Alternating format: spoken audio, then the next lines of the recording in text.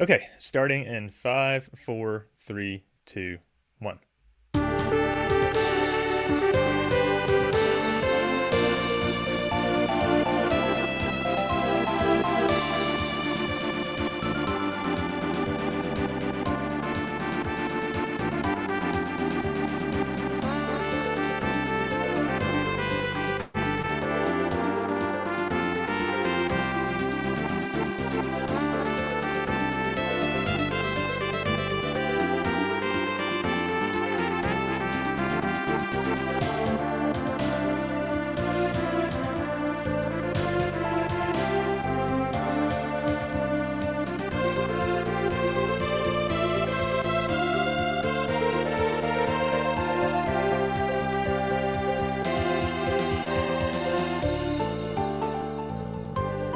Welcome to the RPG After Years, your weekly show covering all things RPGs from the past, present, and future.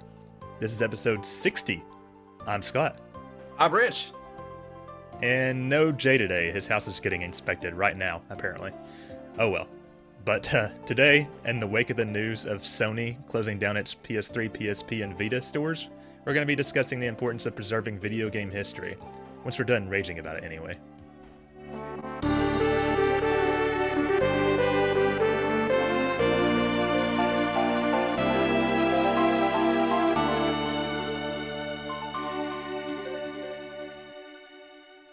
But before we hit all that sweet news, let's catch up.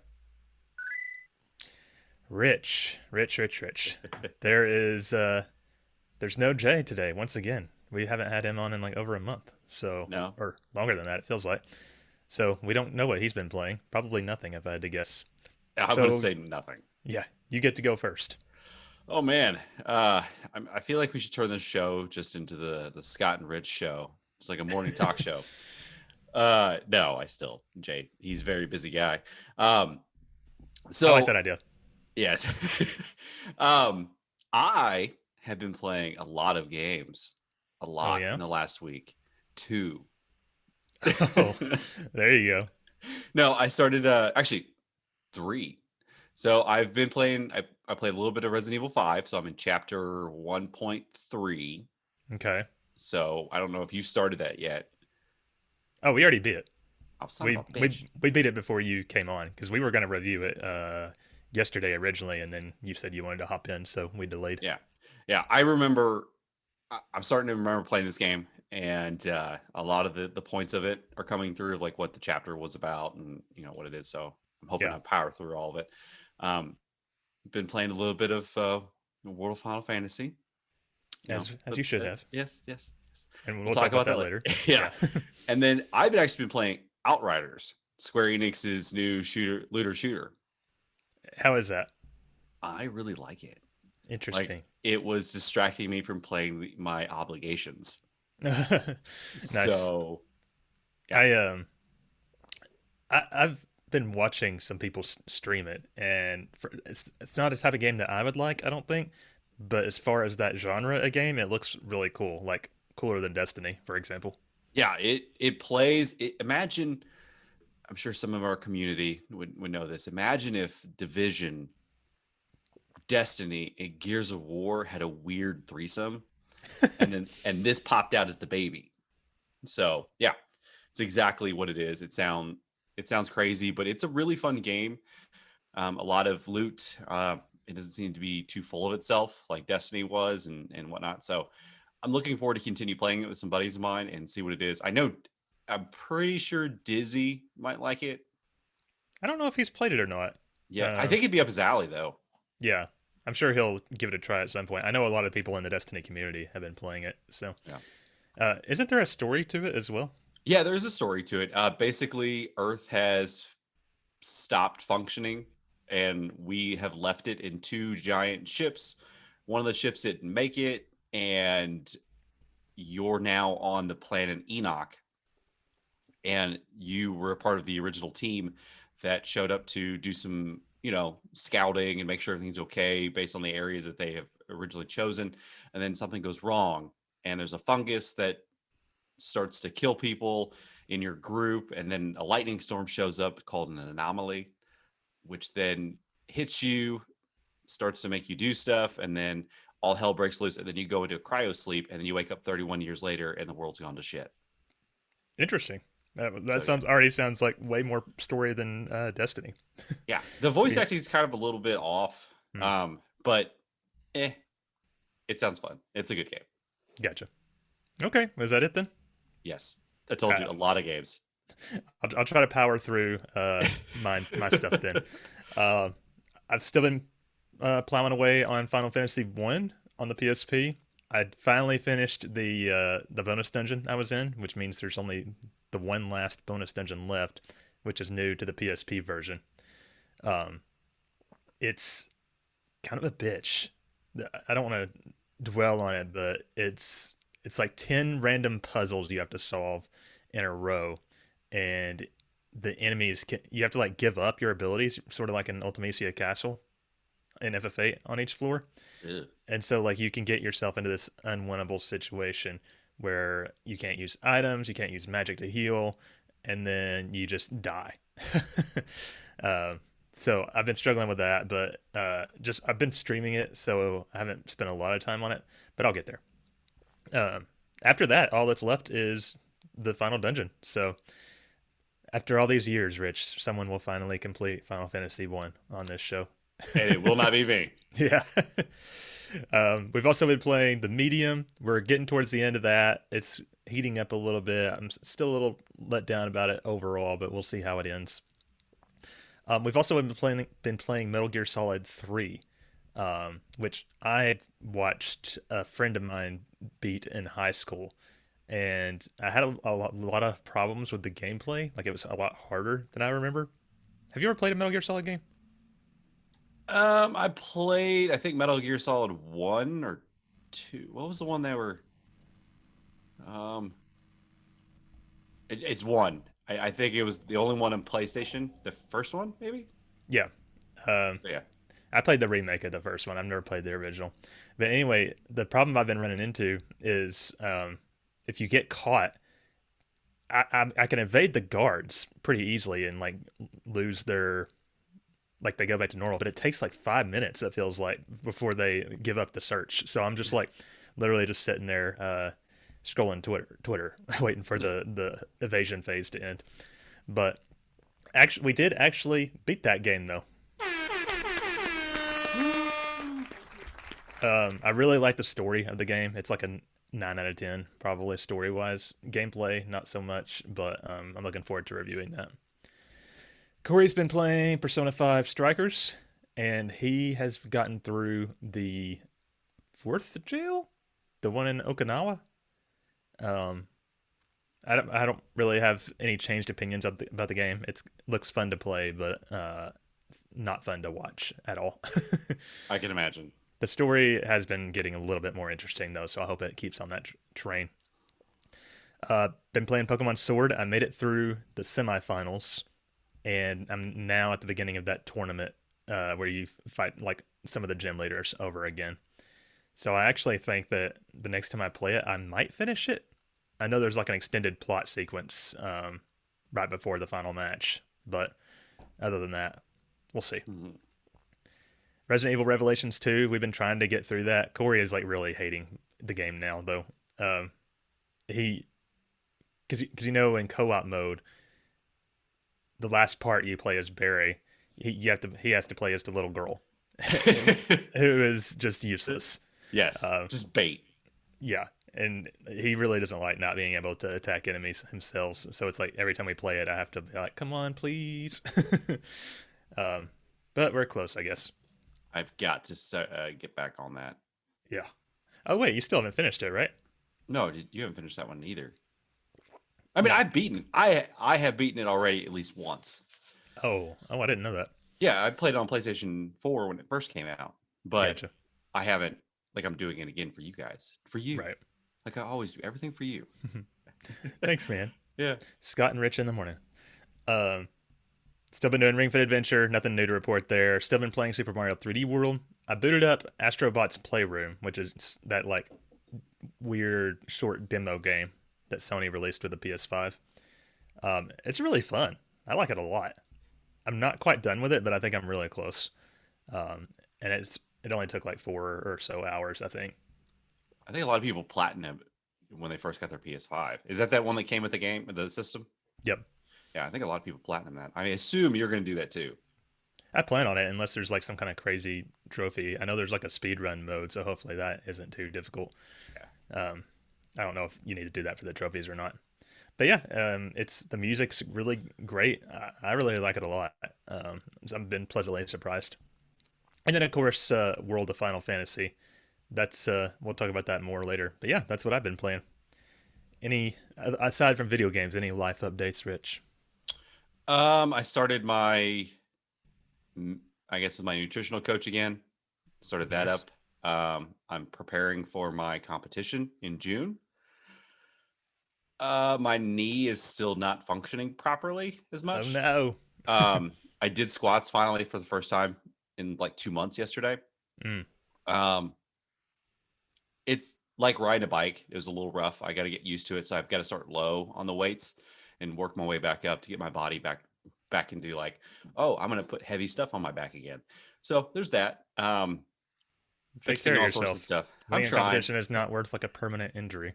Yeah, that's the thing. Like I'm doing everything I can to make sure my knee stays functional. It's been better. It really has. Just when I was finished yesterday, it was a little achy, but that's normal. Yeah. So I mean the body, I don't think my body's meant to do these things. So there are people like, yes, I'm meant to do this. I'm meant to lift heavy things. And me, my little body's like, I'm just a nerd. Why am Pick I stuff doing up and this? put them down. Yep. So that's basically all I've been doing after work and stuff. I'm working a ton at uh, my normal job, Yeah. so it's just been wild. Yeah. Sucks because I'm trying to juggle everything at one time, and I love doing the show, so that's why I'm like I'm not giving this up. I'll never give You're this up. you're a trooper. Never gonna give me up. That's right. Um, I'm the one constant here yeah. besides Scott. The as far as me, uh, we have started looking for an apartment in Florida to move to. Ooh, Because I think I told y'all about the job stuff, but like I'm now 100% permanent remote, so I can. There's nothing stopping us from moving. And then the other life update for the people listening to the audio version of this show, I got my hair dyed, sweet sweet silver. I I love really love it. I can barely get Corey off of me because he loves it too. um, it. it's but it took 10 hours. I was sitting in that salon for like all damn day. Did you play your Switch and stuff? Like honestly, that would have been the perfect time to sit there and play on your Switch. I didn't think about that. We did watch. We hadn't watched any of the Falcon and the Winter Soldier, so we Ooh. watched all of that. Got caught up. Oh. Luckily, we're like pretty good friends with my hairstylist lady, so it wasn't too awkward or anything. But yeah, I really like the results, and I can't wait to do the official reveal because I wasn't allowed to get it wet for 2 days, which also meant I couldn't work out, and that I'm like, oh no, I'm gonna get fat. um, I guess 2 days won't kill me though. Yeah, Yeah, he that's needs about your it. body to recover. Yeah, just a break there. Yes. Okay, so moving on to some quick announcements.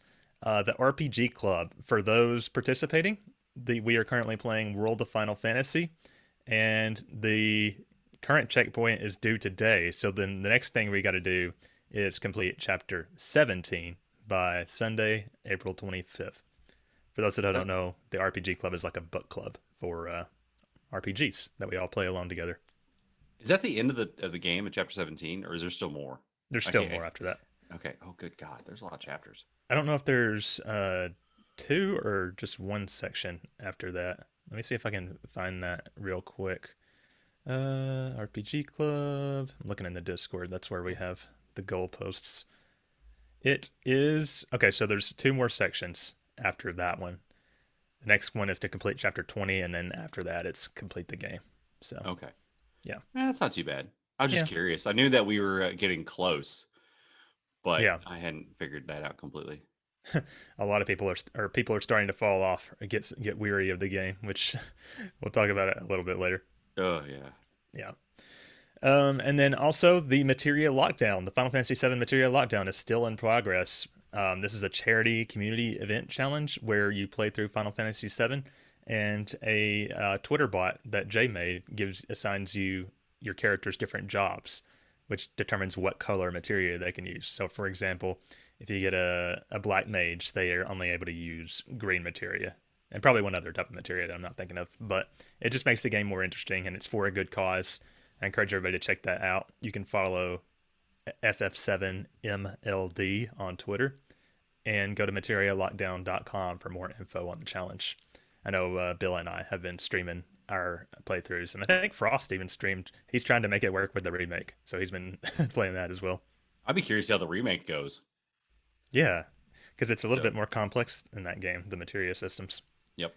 And finally, this isn't really an announcement, but I wanted to give a quick reminder to everybody that we do have a master list out there. It's a PDF, or not a PDF, it's a spreadsheet that's open to everybody to view anyway. And it has a list of all the Golden Years games, all the After Years games, what we've rated them, the ratings on all those games, as well as the RPG scale that determines whether a game or not is an RPG for the purposes of this show. That link is in our pinned tweet on Twitter, and it's also in the show notes. It's a really cool document. I've been putting some work into it to spruce it up a little bit lately. I think a lot of people aren't aware that that thing exists since we don't talk about the Golden Years anymore, but there's a lot more out there. I still think we should name that RPG calculator that you made. We should just name it the Scott Spot equation. Patent pending. Yes. Trademark. All right. Are you ready to move on to the news, Rich? Let's do this. It's big and beefy. Yes, it is. Let's just go right in. Hear ye, gather round for all your news. Stop your clatter and listen close. Alas, you won't believe your ears. Listen close for the news.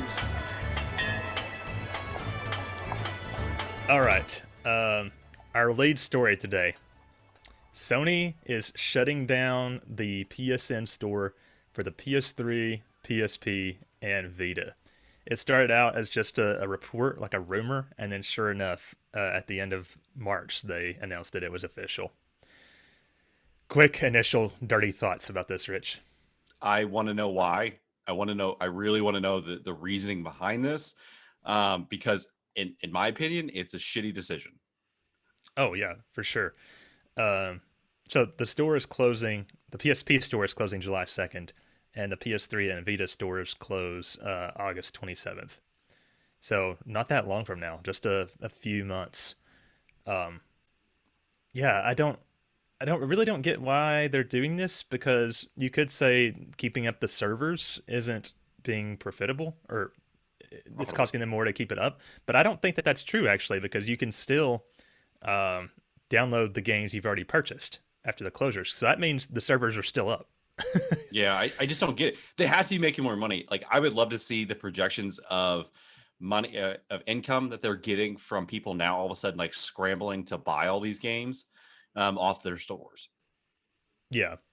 And real quick, we were going to make this our main full discussion, but we decided, since Jay's not here, to like just have an extended news topic about it. But given the history of the show and how it used to be the Golden Years, if we were still seriously focusing on the Golden Years, this would be a pretty big hit to us. There's so many, even just RPGs, that there's no feasible way to get legally these days without paying a lot of money, other than going on the PSN store, because it's got all those PS1 classics and all those games. Like, we're gonna have to talk about it. I don't know. One of our rules for the RPG club is that it has to be a game that's easily accessible to all. And I think this eliminates a lot of games from that rule, realistically. Yeah. I'm looking at a link here of all the PlayStation RPGs that are only available now through the PSN. So like Alundra, Arc the Lad, Breath of Fire 4, Chrono Cross, Legend of Dragoon, the Mega Man Legends games, the Parasite Eve series, Persona 2, Suikoden 1 and 2, Vagrant Story, Wild Arms. So we've covered a healthy amount of those games on our show. Yeah. Of course, there is illegal emulation that we can always resort to, but I don't know. I feel kind of dirty about it. Yeah, I don't get it. It's stupid. I don't get it. Um, yeah, there's so many games on there that need to be played by a lot of people and still played to this day. So I just don't get it. We know that Sony has never, well, I won't say never, but in the last like recent memory, they've not been ones to really support backwards compatibility. Yes, you can play PS4 games on the PS5, so that's something. But um, what I never really understood, they built this emulator that ran on the PS3. It was cross-play across that and the Vita and the PSP. That was such a cool feature, and I never understood why they didn't just bring it forward to the PS4. Yeah. There was rumors about something with the 5 and backwards compatibility about something. I heard another rumor recently. So if somebody out there in the community knows about that, let us know. I could have sworn they're playing around with something. They're patenting some technology that's going to be able to go backwards compatibility all the way down. So I don't I know. hope so, because if they were like to come out and be like, "Here's why we're doing this. We built this amazing emulator," that would be a totally different story. Like if they were replacing with something better. Yeah. Um, We let's wouldn't. cross our fingers for that. But Yeah, if they did that, that's great. That means that we won't be all gathering our pitchforks and our torches to go to Sony and take them down. yeah, Because, but if they did that, that'd be amazing. A lot of people that would put them back in the good graces of a lot of gamers. for sure. Um, this is sort of like an old story now. It came out in 2017, but there's a Sony executive, Jim Ryan, who once stated, quote, "When we've dabbled with backwards compatibility, I can't say it is one of those features that is much requested, but not actually used." That, and I was at a Gran Turismo event recently where they had PS1, 2, 3, and 4 games, and the PS1 and PS2 games, they looked ancient. Like, why would anybody play this?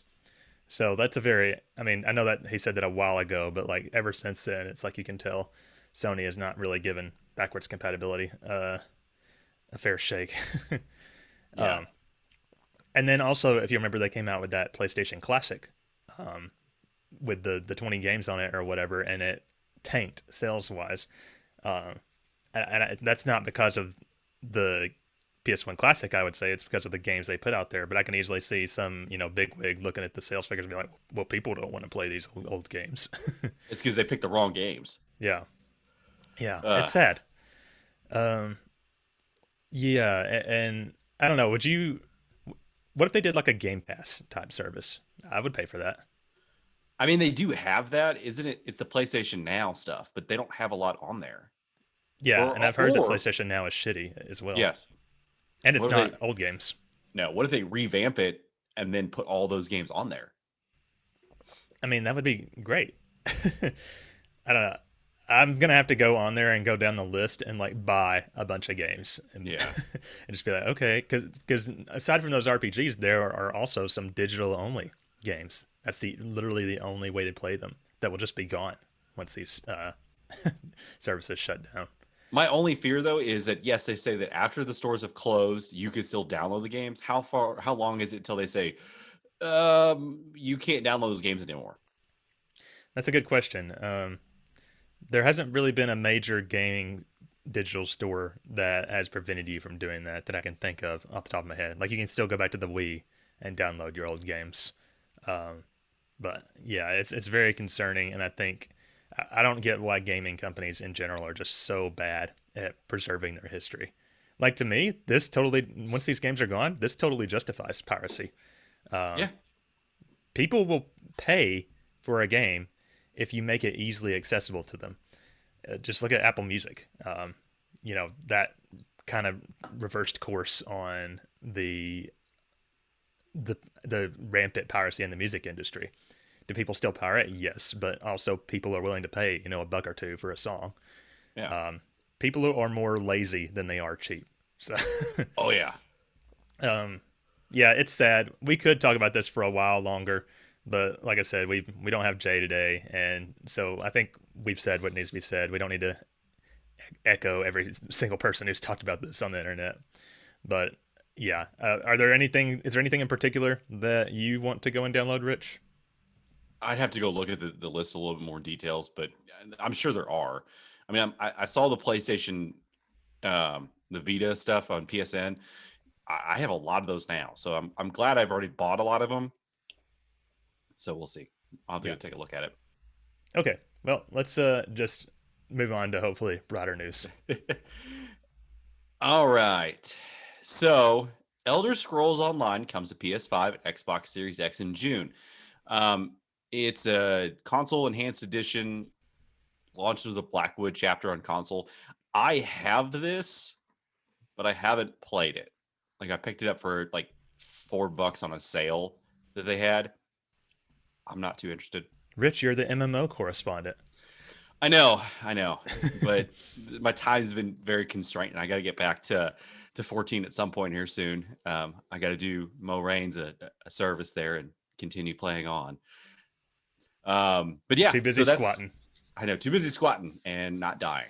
Trying not to. So yeah, it's the new update to Elder Scrolls Online. It's coming from the previous consoles to the new generation of consoles with some new updates to it with the native 4K at 30 frames per second. They're doing that. They're adding the 60 frames per second on performance mode, increased draw distance to nearby nearly double. There's so many more features they're adding to it. So if you're a really big fan of ESO and you have the new consoles, stay tuned. They are coming to the new consoles with more updated visuals and stuff, just like a lot of the new, just like a lot of the MMOs that are on the consoles.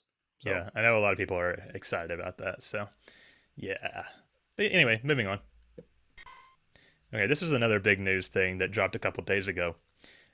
Neo: The World Ends With You, which is the sequel to the original TWUI, that is going to launch on July 27th for PS4 and Switch.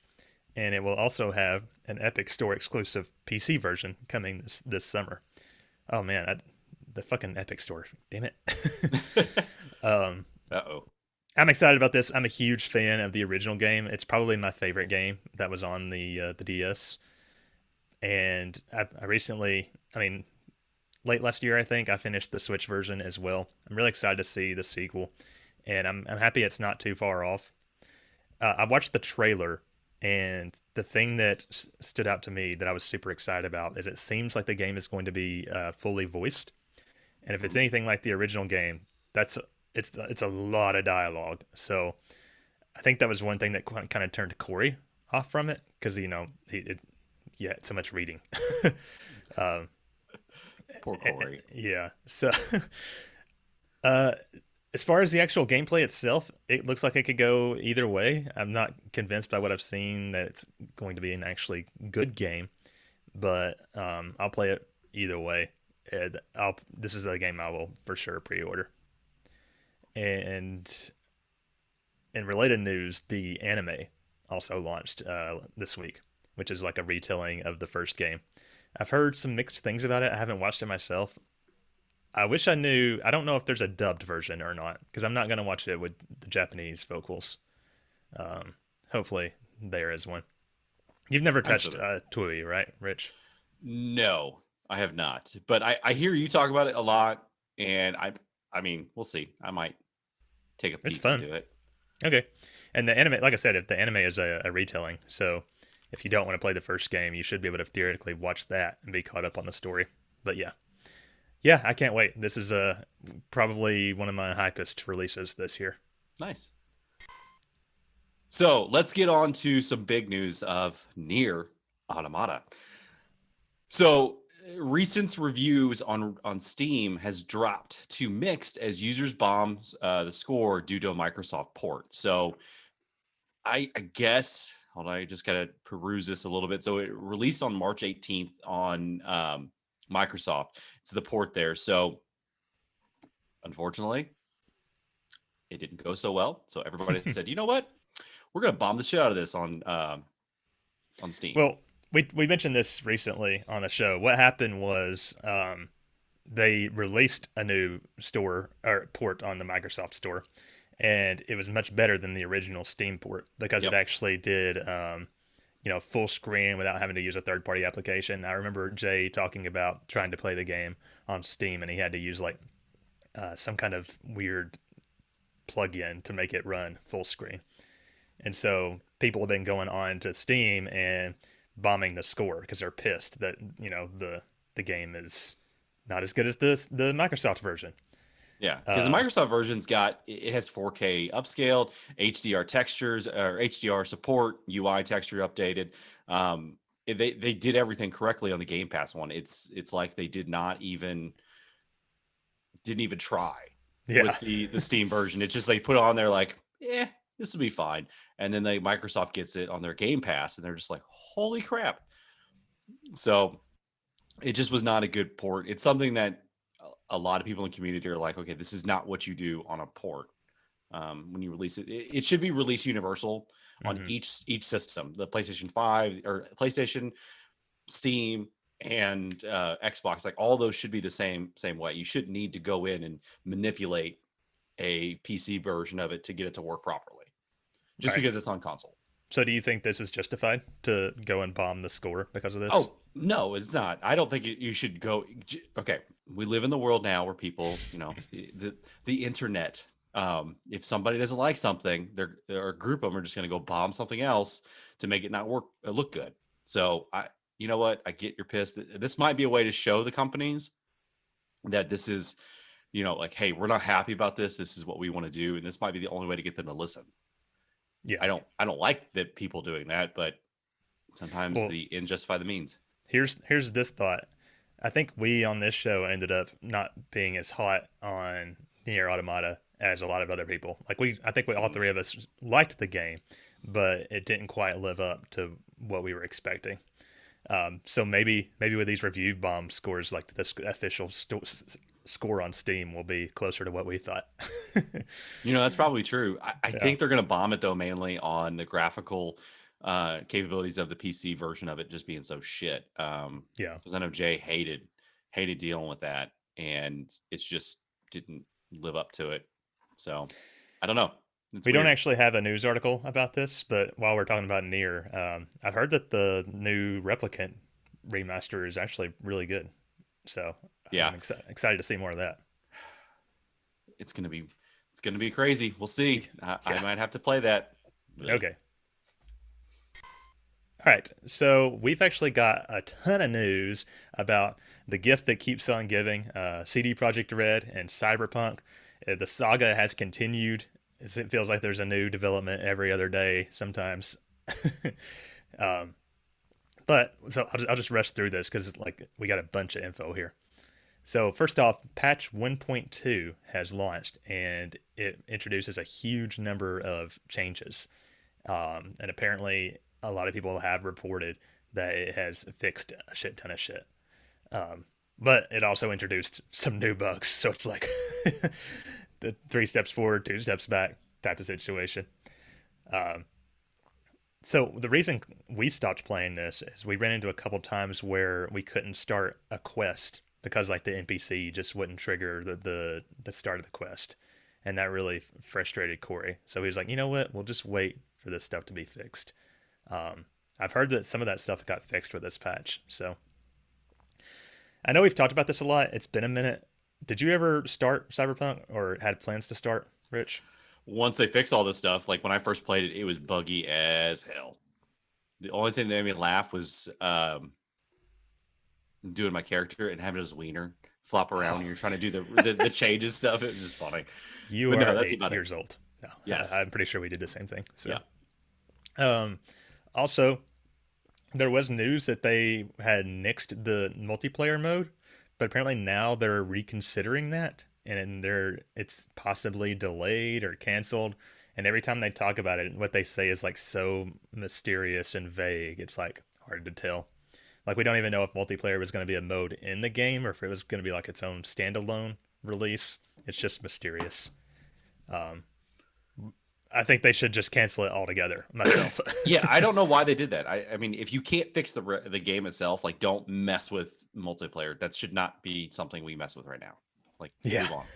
I see a headline here. CD Projekt Red promises not to confuse anyone again, then confuses everyone again.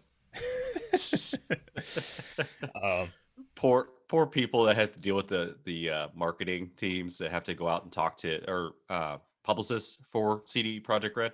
Mhm. They're probably like, oh my god, I'm gonna say something and then I'm gonna get roasted. Yeah. Um, Here's something else here. It's been over 100 days since Cyberpunk 2077 was pulled from the PS Store. And CDPR says that they are a lot closer to getting it relisted, but that it's all up to Sony. So Yeah, Sony's like, don't put your broke ass shit on our systems. yeah, it's kind of funny because like, man, 100 days, like Jesus, what a we could talk about it all day, but like, what an astronomical flop of a launch. Yeah, that's never happened. That has never happened to the point where Sony, the publishers are like, nope, we're not putting this out there.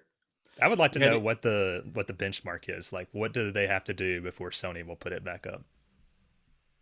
Yeah, that'd be true. That'd be cool. Because it's to not like see. it's the first buggy game that's ever been released. No, but it's to the point where Sony had to give money back to people. Yeah, they had to think exploit that a was bad. loophole. Because I think they have a no refund policy. So Yeah, on digital stuff they don't. It's like you bought it, that's it. You played it, that's all you get. yep. So speaking of the flop of a launch, CD Projekt Red promises better marketing going forward. They said that they're not going to have such a long like news cycle between announcing the game and launching it to prevent hype from reaching such a fevered level like it did for Cyberpunk before launch. Do we believe them? No. Not at all. That actually leads into the next bullet point here. CDPR will be developing the next Witcher and Cyberpunk AAA games simultaneously starting in 2022. So they haven't even started development and they've announced it. So that like goes right against their promise about better marketing. They said the reason they're developing both at the same time is because they want to prove to people that they can do simultaneous development. So Um I'm so scared. yeah, maybe you should finish the game first before you say, let's do this other stuff. Honestly, Ugh. I'm a little shocked that they are saying that so early that they're going to be developing another Cyberpunk game. Like they are really invested in that IP apparently, despite what's happened so far. There's probably some big wig CEO that's like, I really want this. This is what I want. Nothing else. We're gonna do these two things forever. And they're like, Stop sir. trying to make Cyberpunk happen. It's not going to happen. Yep, exactly. And then finally, The Witcher 3 Wild Hunt, the PS5 version, and the Xbox Series versions are coming in the second half of 2021. So I'm kind of glad I've waited this long to play Witcher 3, honestly, because that's something I've been wanting to play for a long time and just haven't gotten to. Yeah, me too.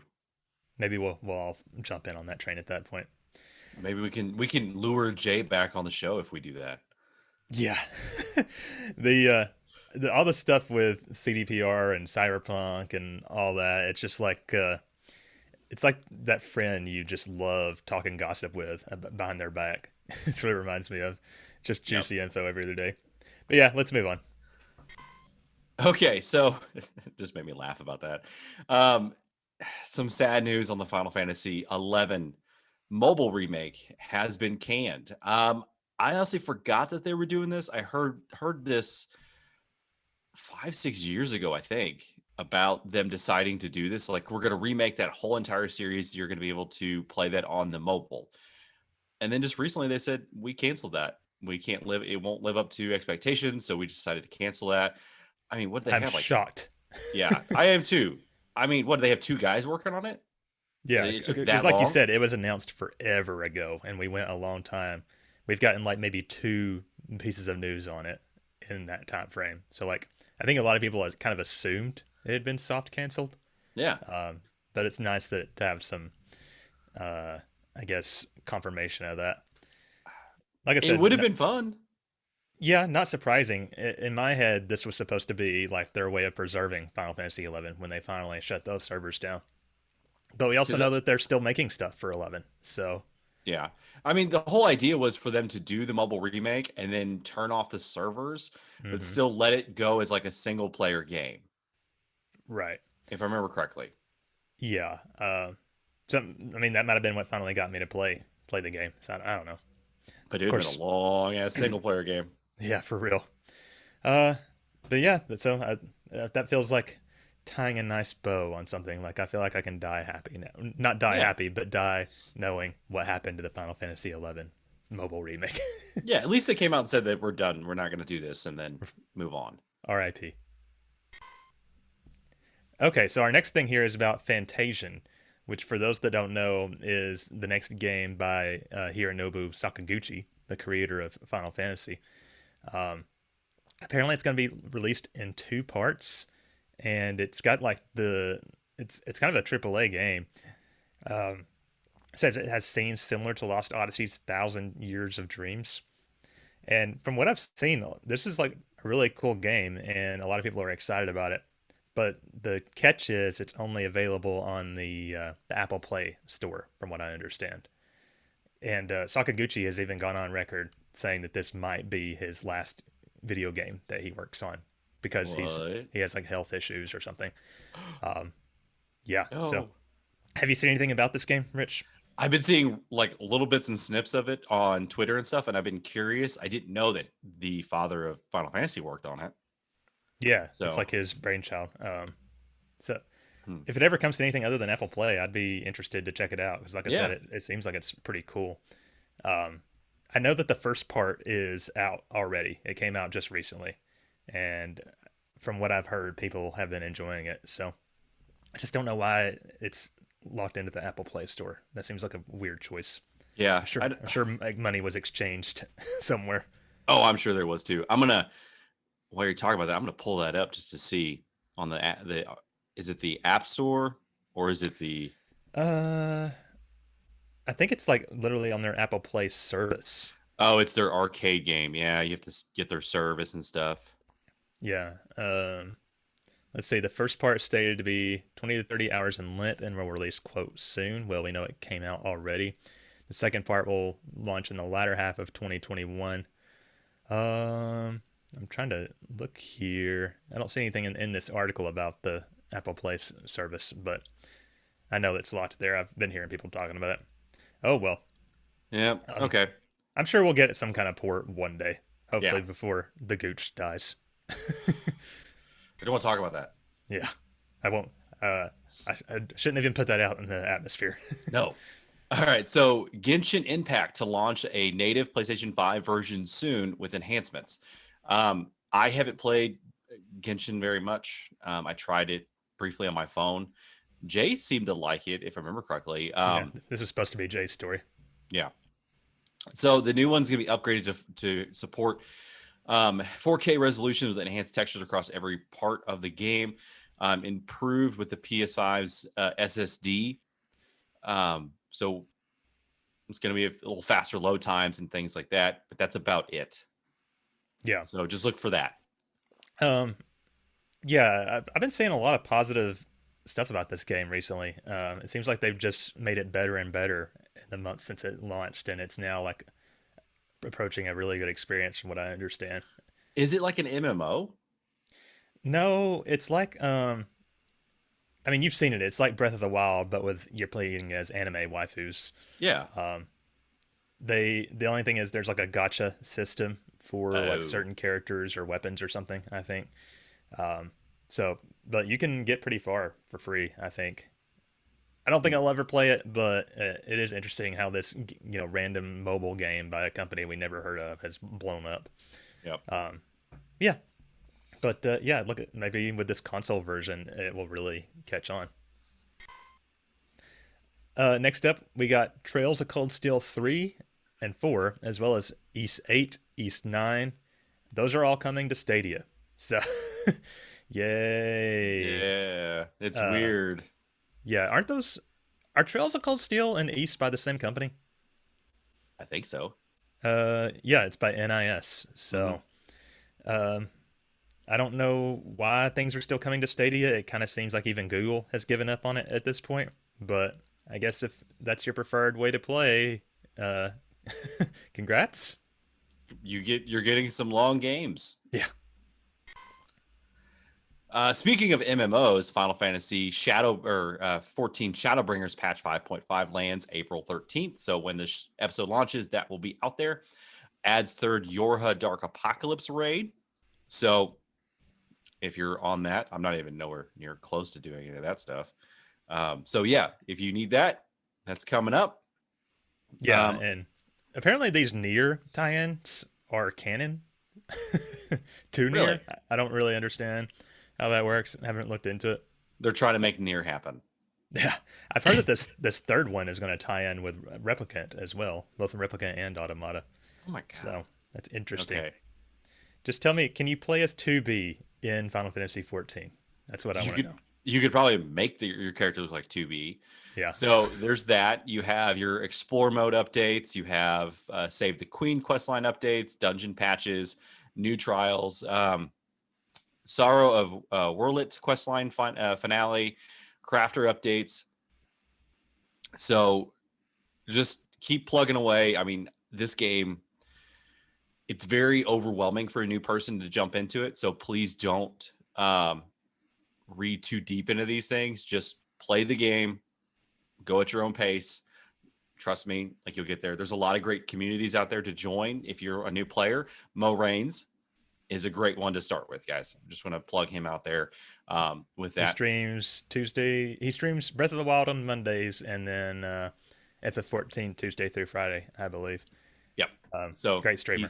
He's really big into the Final Fantasy community. So definitely, if you're looking for some tips and tricks and things like that, definitely check him out. Let me ask you this real quick. How many more like big patches are there going to be before Endwalker? Do you know? At least 5.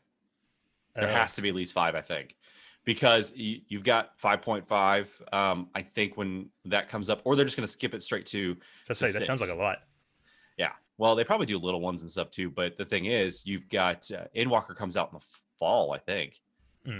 So, okay. Like Square Enix has put a lot of faith into this this MMO. It has 22 million registered players. Wow, that's impressive. I'll get into it one day. Yeah, I honestly think this will, at some point, this is probably very bold, is going to dethrone WoW at some point. That'd be awesome. That seems like a big ask. What if I just start playing and then I catch up to you in 2 days or something? I'll be really pissed off. Yeah. Yeah, so look out for that. Yeah. Speaking of Final Fantasy 14, the PS5 open beta coming later this month. I'm excited for this because I play mine on my console. So we will see what happens whenever that launches. I will most likely play that whenever patch point 5.5 comes out. It greatly increases the frame rates, true 4K resolution, haptic feedback. So that's really cool. Is they integrated the haptic feedback in the controllers. So do that. If you're a PS5 player and new to Final Fantasy 14, and all you have to do is download the free trial from the PlayStation Store if you want to try that. But that will launch the 13th. So stay tuned for news for that. I will try to play that just to see what it's like. Let me ask you about, something about this. Is playing FF14 on consoles difficult? Because I watched Mo play it on PC, and there's all kinds of buttons everywhere, and like his fingers are like flying across the keyboard. I'm like, how do you do that with a controller? So I have a controller that moves the player and does everything else. Like the triggers help me like select which set of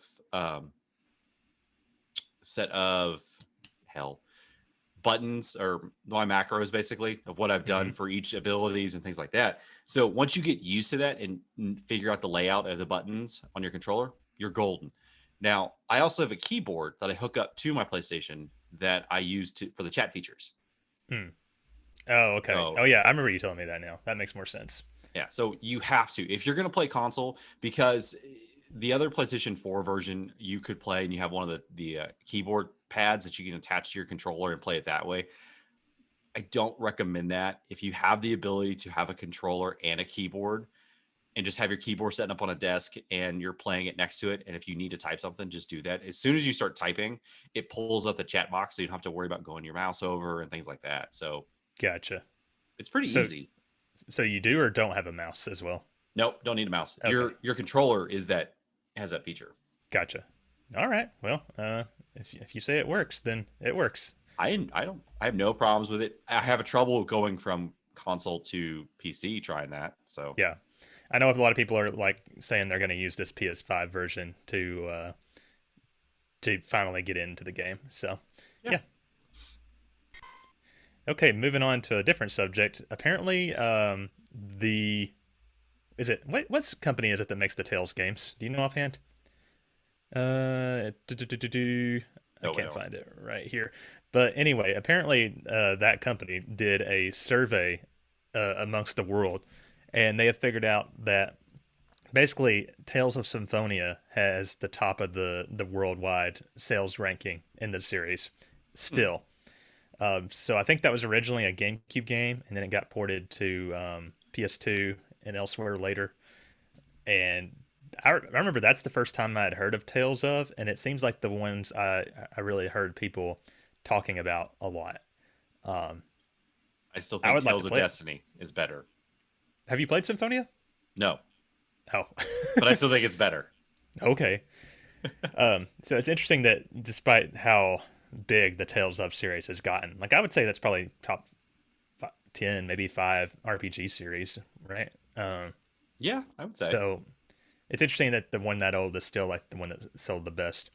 And they also did a breakdown here of what the Japanese, American, and European breakdowns were. And it looks like in Japan, it's actually Tales of Destiny 2. So, oh wait, no, that's not right. It's Tales of Destiny 1, sorry. So, apparently you belong in Japan, Rich. I would not survive in Japan. In North America, it was Symphonia, followed by Vesperia and Zestinus. And in Europe, it was Zestiria, then Symphonia, then Vesperia. So, interesting how it can vary by region like that. It's almost like people are different in different parts of the world. Yeah, it's wild. Yeah. So it's I just crazy. thought that was... Go ahead. What's crazy? What's crazy? It's crazy the fact that the Tales of series has so many entries in it. It almost rivals Final Fantasy in a way, but yeah, not at that level of, love. Right. I've still never played one. I'm a bad RPG podcast host, so I need to do that eventually. I mean, at least you complete games. So. That's true. Yeah. Oh well, one day. Okay. The next story is yours, Rich. Yes. So I don't like talking about this, but I know you gave it to me for a reason. Yes, of course. So Square Enix details more additions made to Saga Frontier Remastered. For the love of God, I hate this game. What's the Saga? I think the reason why I hate this game so much is because of Bill. We should really get him saying that as like a drop. Yes. So it's set to release digitally for the PlayStation 4, Nintendo Switch, PC, and mobile devices April 15th. We'll talk about that probably in our recent releases. So new Game Plus has been added and map pointers, which is really good, by the way. Thank God for that. Because in the original one, there was no map pointers. It just was, you had to like bounce around the walls and try to figure stuff out. Mm-hmm. Escaping from battles, that's been like fixed a little bit. Scenario charts, auto equip was added to it. I'm just kind of going through a few things. It looks decent. Who knows? I might pick it back up with this new remastered. I said I might. Yeah. That doesn't mean I'll get it, but maybe try it out because I only did the one, and it was just the one storyline. Right? One, yeah, there's like the one several. story. Yeah. So I don't know. We'll see, but it seems like this will be a good port for or remaster for people who really love the series. I know Disa and Bill and all them really like it. So enjoy, people. Enjoy it. I don't enjoy it. I saw a tweet yesterday, and it was like, I just remembered the part of Saga Frontier where you go through an entire dungeon and fight a really hard boss, and then you actually beat the boss, but if you didn't go through the rooms in the right order, you lose anyway. And maybe this wasn't the best game to remaster, is what the tweet said. Oh my God, that's a fact of that. Oh well, that's stupid. That must have been in a story that you didn't do, but Nope. Why would you do that? Why would you Yep. have that? So, anyways, blah. Real quick before we do the RPG releases, I saw an article this morning where they put out a similar list of changes and additions to the Mass Effect Legendary Edition trilogy that's coming out, and it looks like they've made a lot of improvements, and I'm really excited about it. But I just wanted to mention that real quick. I didn't want to talk about it at length because I'm not familiar enough with the original trilogy. But yeah. But anyway, do you want to talk about the RPG releases, Richard? Yes. So, released last week, guys, is The Legend of Heroes: Trials of Cold Steel 5. Is it 4? 4. That's 4. I'm stupid. Switch, PC, Stadia, April 9th. I will actually be picking this up because I have the other. I'm getting those. I have them all. I just want to play them, and that's another thing too is I have them on my Vita. And Is then this the a other- new release or is it like Uh-huh. a port? I think this is a port. I think because Okay. it released on the PS4 and Xbox, or no, PS4. And this is Okay. their port to it. So that's the newest game that did come out in the series. And then you've got 5 that's supposed to come out next year, I believe. Jay will be able to tell me I that. was going to say, I'm sure Jay will be picking this up if he doesn't already have it on another Yeah. system. I have to pick it up still. I've got it pre-ordered, so I just gotta Nice. go pick it up. Disgaea RPG mobile, April 13th. Did not know that was coming there. Poison Control, PS4 and Switch, April 13th in North America and April 16th in Europe.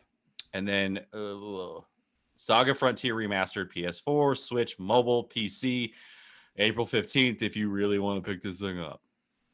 Yep. So there you go. Speaking of Disgaea, remember how like we're supposed to be playing that game for the Golden Years? I was hoping you forgot about that, and I don't want to play that game. I think I'm gonna have to jump in just to encourage Bill to get a move on with it. But yeah. Oh well. As far as RPGs coming out in the coming week after this episode releases, we got the Atelier Mysterious Trilogy Deluxe Pack. That's coming to PS4, Switch, and PC on April 22nd. And then a game called We Are the Caretakers is coming to PC on April 22nd, and that's entering early access, apparently. I was looking into this Atelier thing. There's a lot of those games. I did not realize how many freaking Atelier games there are. It's not just like a trilogy. There's like a bunch of them. Yeah, I think these might be the like top 3, maybe. Maybe. Apparently, maybe that's like a one trilogy type deal. Hmm. But yeah, so that's it with the news. No main discussion today. We were going to talk about that PSN store closure thing at more length and preserving video game history, but we figured let's just loop it into the news. So when we come back, we're going to get into the RPG club. See you guys in a sec. How you doing, Rich? Fantastic. Did we forget to mention the remastered crap for? No, we want to save that, don't we? For what? Just our discussion about remastered Last of Us and why it's stupid. Oh, well, technically, Last of Us isn't an RPG. That's true. So we don't have to talk about that. But we can if you want after we come back from the break real quick. Okay. Nah, it's fine. Everybody knows it's a big hot topic right now. It's just one of those things that we'll just deal with at some point. Right. Yeah. Okay. Well, I was gonna go get more coffee, but I still got a healthy amount left here. So. Oh, look at you! I'm out of my energy drink. So. Do you want to go get another one or? No, I can't. If I have too many of those, like right one after the other, I might die. Okay. So I space them out by like 4 hours. Gotcha. Alrighty. I don't get to use my PlayStation remix now that we didn't do a main discussion. Oh, Bill is no tea time from Bill? Nope. When's the last time he's done a tea time? I think it was when the lockdown kicked off, or like the episode right before it kicked off. We're gonna have to poke him. You know what we're gonna have to do? We're gonna have to do a tea time with Bill, and a hizzle spizzle thing with Jay, and basically have him just record 5 minutes of him talking about something, and then just plug it in. That's not a terrible idea because especially since he's after April he's going to be out for a month. So yeah, if we just have him come up with some catchy little thing of what we call his corner, and we got to make Bill do a tea time at some point. Just be like, hey, do something. I don't care what it is. Just put it in there. So, All right, that might be a way to keep him interested. Let's do this. Good idea. Okay. Starting back in 5, 4, 3, 2, 1. All right, we are back. Rich, are you ready to convene the RPG club? Yes. Let's call it to order here. All right, everyone, quiet down. All rise. We're here today to bring to order the next session of the RPG Club. All in favor? All opposed? And looks like the ayes have it. Then let the RPG Club commence!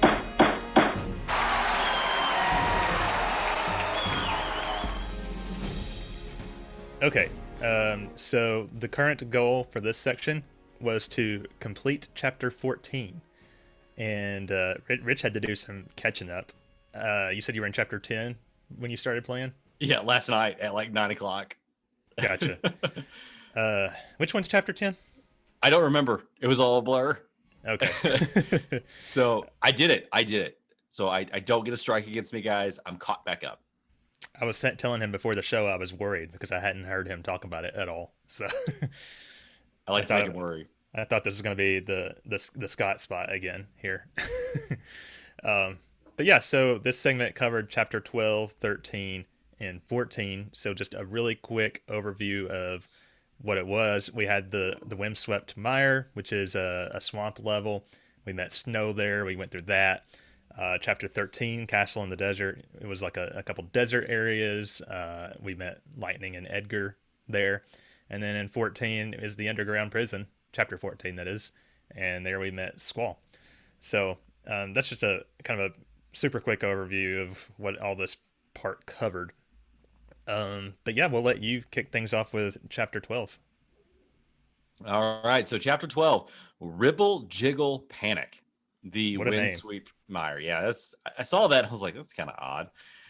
And then you get there and you wake up in a swamp. You meet a frog. Okay, so if we remember, the last part ended with them getting like washed away by Leviathan, if I recall correctly. Yes, they picked up the fire key in that cave, in the fire cave, and then Leviathan shows up along with somebody else, one of the knights that has Rydia over his shoulder. So I forgot they got her. Yeah. Honestly, I don't know what that means, but anyways, so they did that, and then you wake up. They wake up in a swamp, and you meet a frog that's hopping around and all panicky, has wispy hair. And whenever you take out a frog, one of the, I can't remember what, a golden frog, and all of a sudden Snow appears. So you got Snow. And I do love the fact that they got the original voice actors for some of these characters. I'm pretty sure most of these voice actors are from, like, if they were previously voiced, it's the same people. Yeah, like Troy Baker. He's very famous voice actor. He's back as Snow. So he wakes up. You're hunting monsters. Find out that you need to fight a golden flan.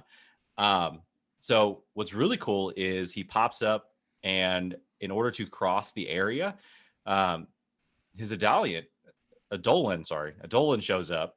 He summons to create the ice bridges, which is it Shivexon? Shivixian.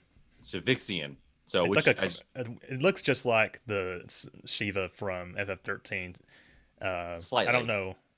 I guess they didn't want to do, since there's already a Shiva in this game. That's probably why they tried to change it up a little bit. So yeah, they got her.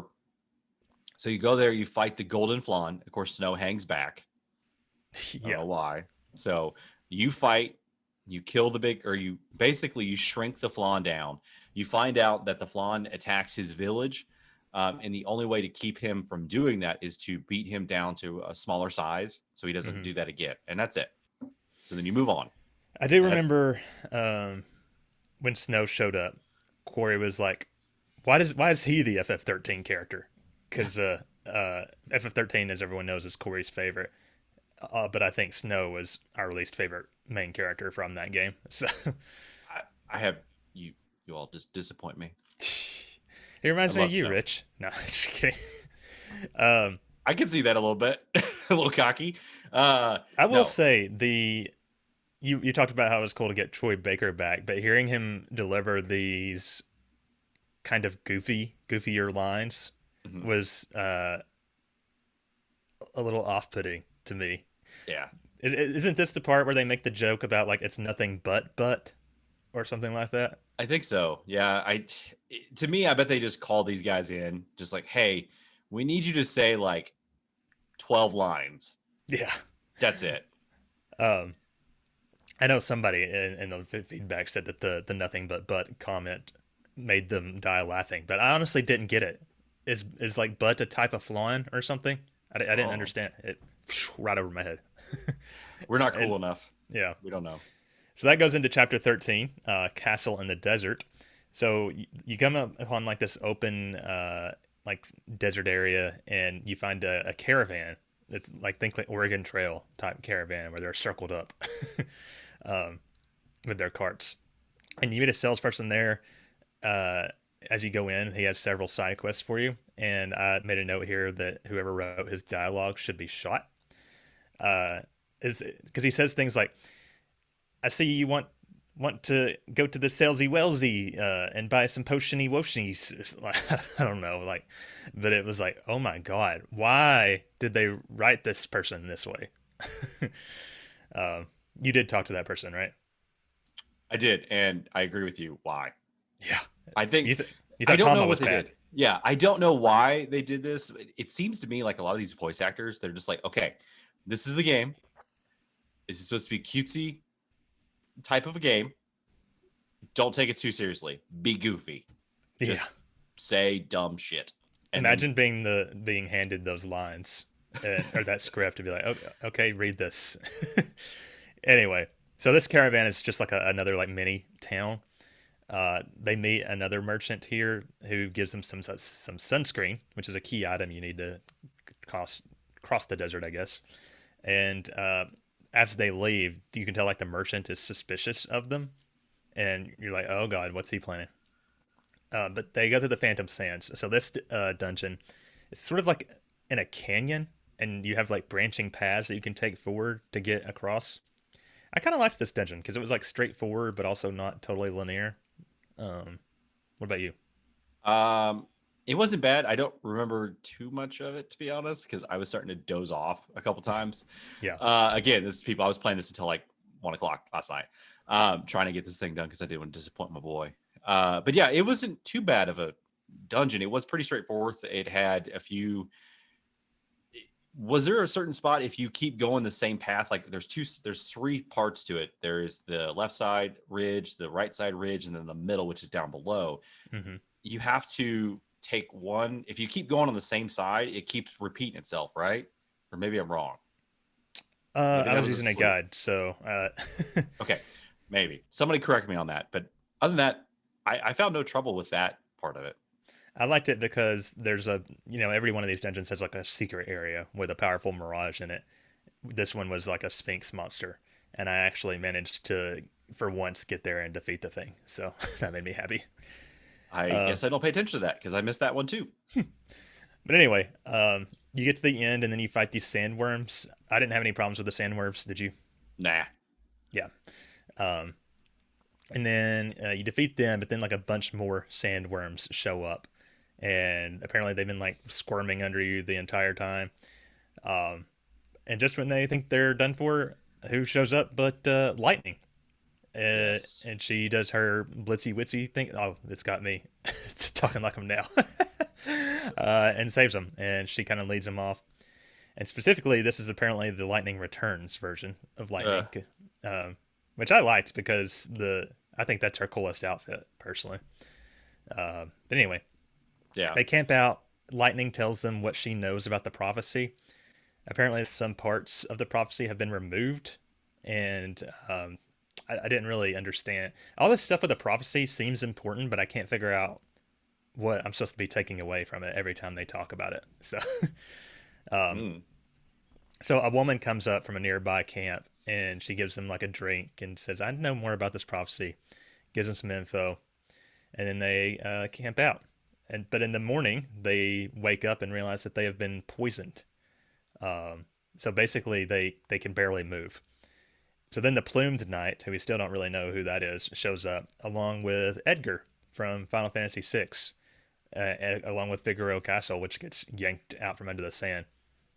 So I thought this was like a pretty cool reference because, of course, in 6, Figaro Castle was a castle that could travel underground. So Yep. apparently he's been working with the Bahamutian army, and he is like the ruler of the castle. And he kind of saves them. Like, it looks like the Plume Knight's about to attack them. And then Edgar's like, you promised I would be the one to get to deal with them. And they end up getting captured. I thought it was cool because in Final Fantasy VI, Edgar is pretending to work with the Empire at the beginning of the game. So I thought that was like sort of a cool callback. What did you think about this little section or sequence, Rich? It was pretty good. I mean, you get to see Edgar pop up, and like you said, it does have a nice callback to the other character or the Final Fantasy game, so that that something's kind of up with that. He's like, okay, he's not really working with the Bahamutian army, but we'll see about that. I would have much rather have seen Lightning's original look, but that's okay. What level are you in this area? Do you remember that? I don't remember what area or what level I was back then, but I know at the end of this section I was at like level 31, I think. Oh dear God, I'm way lower than that. I'm like 24. I don't know how I don't know how I got so high level because I haven't been grinding or anything. You probably you've been doing some of those extra Mirages fights. I have not, so maybe that might be a factor to it, but I don't know. So, because I know some other people were like having struggles, especially in this next chapter, which we'll talk about. But yeah, I didn't have any problems with the sandworms. I didn't either. I was fine with it. I also was like half asleep still. So right. I might have had a problem. I didn't know about it. No, I did just fine. Okay. I have not really changed up my stacks. Honestly, I have the same stuff. So we've been trying to change up our stacks sort of based on whether or not the Mirages have like another evolution they can go to. If we unlock all of them, then we just swap it out. Might do that. It's been keeping the game more interesting anyway, I think. Yeah. Because I know there's some other people that haven't been changing their stacks at all. I'm like, well, you should. Yeah, I mean, you should. It gives it a nice variety of a play and stuff. Like I will once, but I just really like the ones I've got. I will say I captured a Malboro back in the first chapter of this section. Yeah. It's really fun to riding a Malboro around. I just feel like a badass. Nice. So chapter 14, after you've woken up, you're now in chapter 14 and lost powers. If you kind of get the feel where you're at, familiarity of it, it's because it's Final Fantasy VIII. Yep. So what are you going to say? Oh, I was just going to say that this chapter is kind of like a remake of the D District prison from Final Fantasy VIII. And I thought it was funny that of all things from FFA they could have like remade, it's that area. Yeah. Because it's like that was one of the worst parts of the game, I think. So So you wake up, you learn that you are from a mysterious prisoner that Lan and Rain do not have their powers anymore. So the powers were turned off. So you don't have your Mirages, you don't have anything. So you walk in, all of a sudden a Magitech armor crashes down and you have to fight it. It was cool seeing the Magitech armor, another big 6 reference. The only downside is like I got really nervous because I was like, oh my God, I'm gonna die. And it like took 2 hits from those guys to kill me almost. I'm like, great. I don't know what it's a story battle that you're meant to lose. Yeah, I figured that out really quickly. There's like a lot of those in this game. Yeah. It feels like. Anyway. Yeah. So you were saved by the brooding emo Squall. So he comes in and just takes him out, saves you. You learn how to do some more capturing with the armors and the machines there. So it's called Eld boxes, and it works the same as the Prismariums, but it's like it's Prismariums for machines, and you get them in like a limited quantity, kind of. Yeah, I don't know. So you capture those. He explains that Quistis are from the League of S. I don't know what Which that I know means. that they've talked about that before. I already forgot like what the League of S is actually supposed to be. I so we'll probably they'll probably talk about that more. So their capture was actually part of the plot orchestrated by orchestrated by some other people to get these two into the dungeon to help get rid of and break free the castle, which Edgar is actually involved in. So yeah, So the Federation has like an anchor on the castle. It's just stopping it from like leaving. yeah. And so they want to. There's like apparently a Mako reactor at the bottom of the castle, and they basically tried to smuggle Lon and Rain down there so they as Mirage Keepers could help them get down there and freaking you know power on the Mako reactor, which will make the castle strong enough to break from the anchor. Of And course, the problem with that is they don't have their powers. yeah. Well, according to Squall, there's somebody at the bottom of there waiting for them to help them restore their powers. I have a theory that's going to be Renoa.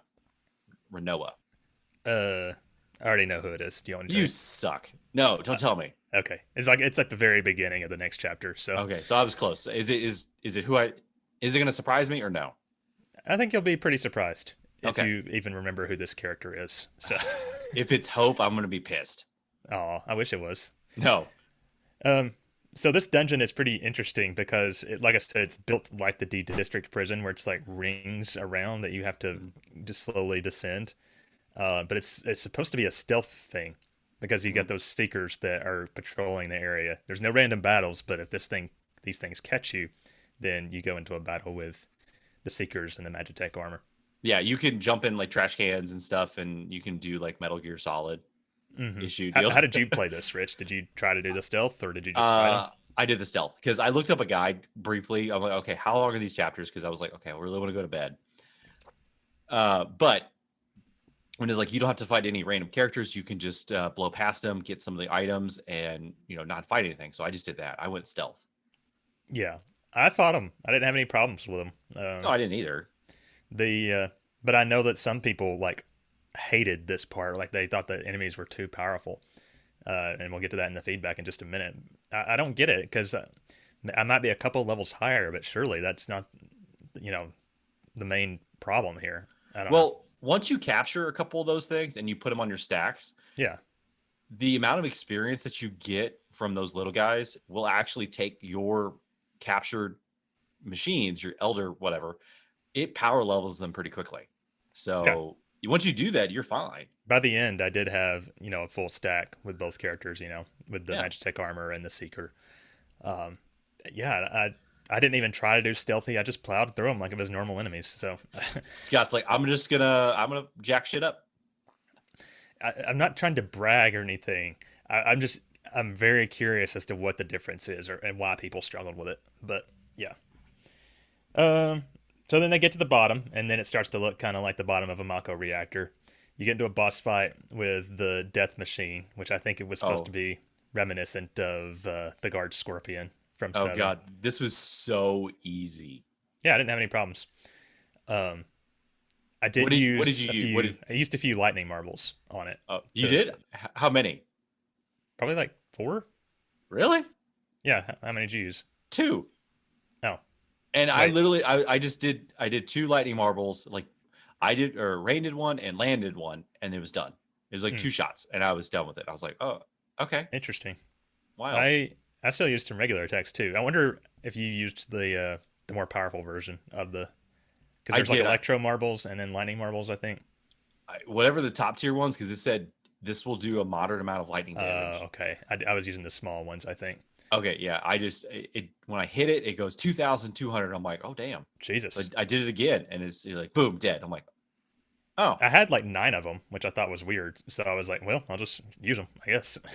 yeah. I just 'Cause remember usually I try to seeing- save those things for like Yeah. certain enemies for the Prismarium opportunity. But Well, I remember seeing it on that guide I looked at briefly. It was like the boss battle can be done really quickly if you have, a few of these items. And I looked at my inventory. I'm like, oh, I have 2 of these. yeah, All right. So I just threw them on there and just dead. I was like, oh, awesome. that was not challenging at all. So after that boss, Squall shows up to save you from like a bunch of Magitech armor that shows Yep. up. There's like a dozen of them or something. They kind of argue about whether or not to leave Squall behind, but they do so. And that's the end of the chapter and the end of Yes. this section. So, like, overall thoughts on this section, Rich? What'd you think? Not bad. It just kind of it gets you to see more characters, more Final Fantasy characters. The nostalgia. I'm starting to see the ones I really care about. Snow. Obviously, you guys said you don't like him, but whatever. I like Snow. I don't hate him. He's just annoying. Yeah, more annoying than Hope. I'll, I know you love Hope. I know you Hope's do. my favorite. So anyways, so that's why I dyed my hair silver. No, I'm yes. just kidding. So you got Hope, you got Lightning shows up, you got Edgar.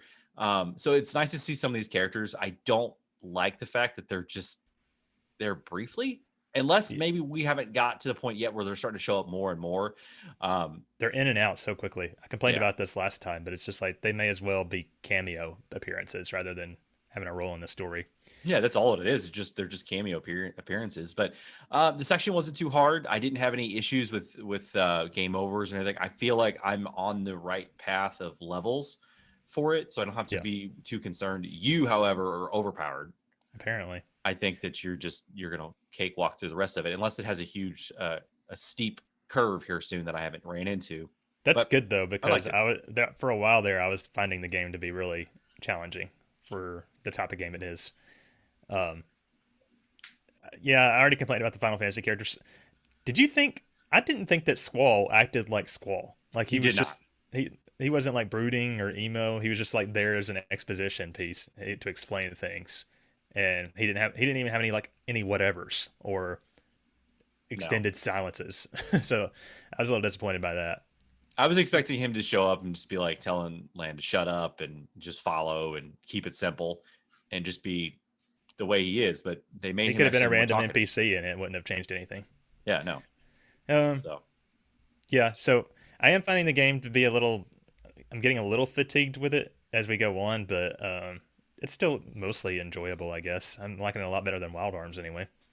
Yeah, I just don't feel that urgency of, I guess, complexity of the story.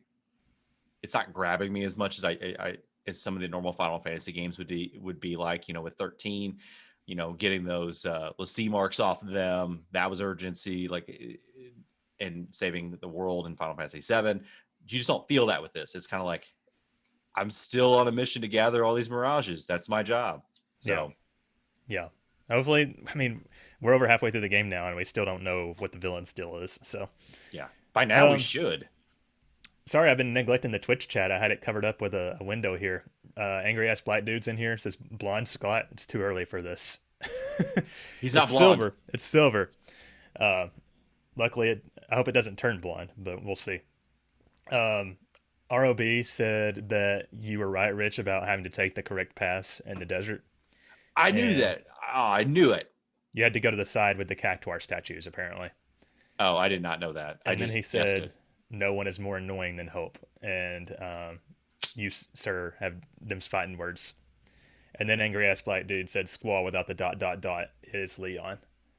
Yeah, but I think he doesn't even act like Leon. He's literally just a bland milk character. Anyway, yeah, he is. So we got some listener feedback here. Why don't you kick us off on that, Rich? All right. So Brandon, a good listener of the show here. Brandon says, I enjoy the multiple FF13 references and the Edgar villainy. It's a pretty nice touch to it. Didn't love Chapter 14, but it went by quickly for the most part. I have been using the same stack for a while now, and I'm feeling like I should be switching things up. But I don't feel super motivated to do it since I'm able to get I'm able to get by well enough. Is that I can't read today. Indictment. I gave you the short ones. Yes, on the gameplay or on myself, that's for you to decide. So I'm with you on that. Little column A, little column B, maybe. Yeah, exactly. Yeah, I mean, I don't switch up my stacks very often. It's getting a little bit tedious with this game because the story's still not grabbing me, but it's not bad. I just still stick to the same thing and I go. That's it. Yeah, I've been making Corey do the stack setups because he's good at it. So, ROB says, so first and foremost, my new favorite line in a video game. Which part of this thing is the butt? Oh, it's all butt, which we talked about. The seriousness of that delivery had me dying laughing. I wish I had gotten the joke. I didn't understand it. So, He goes on, I'm enjoying more and more the nostalgia from seeing these characters again and can't wait to go back and replay some games. This is shaping up to be my favorite non-mainline FF. Wow. What? I love messing around with the stack and seeing what moves I can create and what creatures can transform into what. The interventions are nice little side quests, and even though they don't add a whole lot to the story, they do add to the world. I haven't done any of the interventions in a while, because I ran out of the Arma Jewels, or whatever they're called, that you need. But the ones I did do were fun. Trying to find the secret areas and dungeons is a little tedious, but there's the secret for a reason. The way Tama talks no longer bothers me. In fact, I don't even notice the does anymore. And goddamn it, Lon has grown on me, and I find the stupidity charming. And the back and forth reminds me of old Farley and Spade movies. Also, I'm digging these song remakes more and more. So it looks like ROB is like really enjoying the run here. All right. I feel similarly to a lot of it, but not that positive. Like more than tactics. I mean, Jesus. Wow. You want to take the next one? Yeah. So Frost. I probably left the section 1, chapter 2 short, as 15 will really put a bow on this part of the story. I'm not sure having the twins lose their powers only to have them receive a tool that replicates their powers with machines was a good choice. I do like the machines, though, especially since the Magitech armor is one more of the best mirages in the games. There was some discussion as to whether or not this game works episodically. I'm finding the bite-sized chunks to work quite well, my mediocre planning of the sections aside. But I've completed this game already, so that is probably influencing my opinion. So so for those that don't know, Frost is the one that gave us what our checkpoints should be. And honestly, I'm really digging having these like short sections to you can get through them quickly. It doesn't feel like too much of a pain to slog through unless you wait till the previous night, Rich. But yeah. Don't do that. don't do that. I had 1.5 sections to get through. So right. Yeah, and I have heard that the Magitech armor is OP, so I'm probably going to keep that one in the stacks for a while. JS says, despite the plot amounting to someone writing themselves into Final Fantasy and poorly written fan fiction, I'm enjoying the bits of nostalgia. Excited to see my favorite Final Fantasy character in the next chapter, guessing based on the Chapter 15 title. Damn, I don't remember what the title was. I don't know either.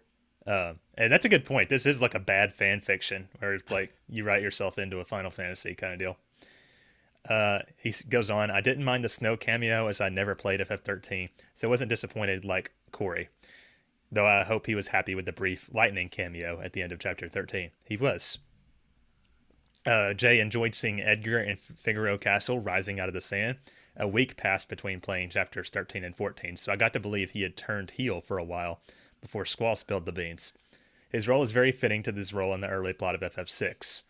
Quote, on the surface, Edgar pretends to support the Empire. The truth is he's collaborating with the Returners, an organization opposed to the Empire. Chapter 14 was the first difficult chapter in the game, but the difficulty stems from a poorly implemented, uncontrollable camera, not challenging gameplay. JS said that this almost made him quit the game, Chapter 14. Which really? I just did. Yeah, that's what I was talking about with like people had a really hard time, which I just don't understand. I wish I did. I'd like to see their gameplay and figure out what's going wrong. Yeah. The camera is bad there, but yeah. Let's go to Disa, the queen of the RPGs. Disa, doing the prison segment, Chapter 14, a mechanic douchebag just killed me. And I'm like, why are we doing this to ourselves? She's crying. Hope this chapter is short. It's not really the difficulty though, but getting killed twice when you just want to be done is frustrating.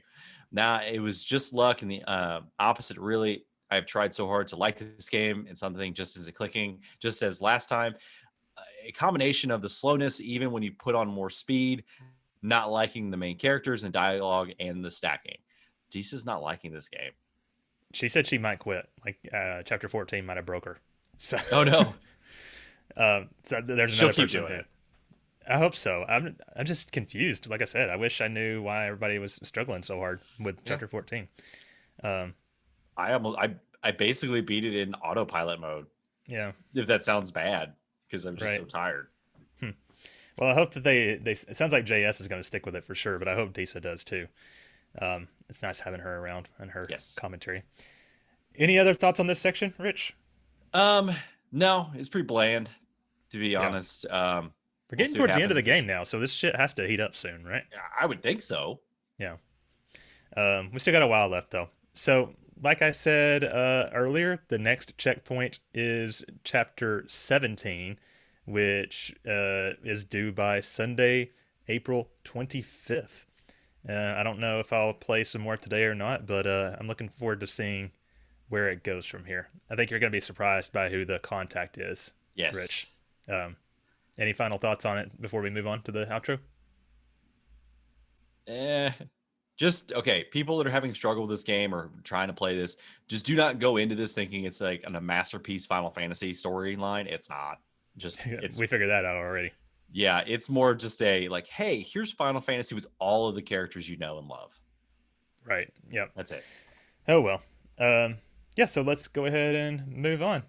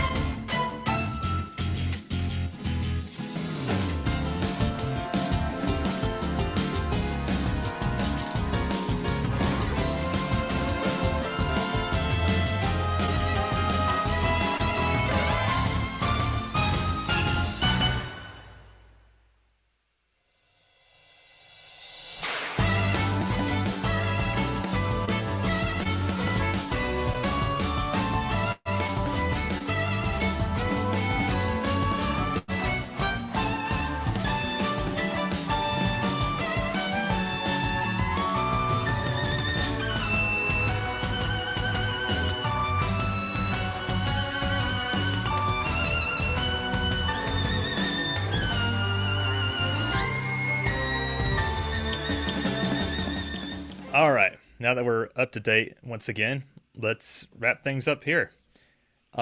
Rich, what are we doing next week? I don't know what we're doing next week. The answer is we don't know. I was confused. I was like, I don't know. Huh. I want to review Final Fantasy X soon, but I'm not sure how the hell we're gonna do that and get all of our schedules in line and all that shit. Oh.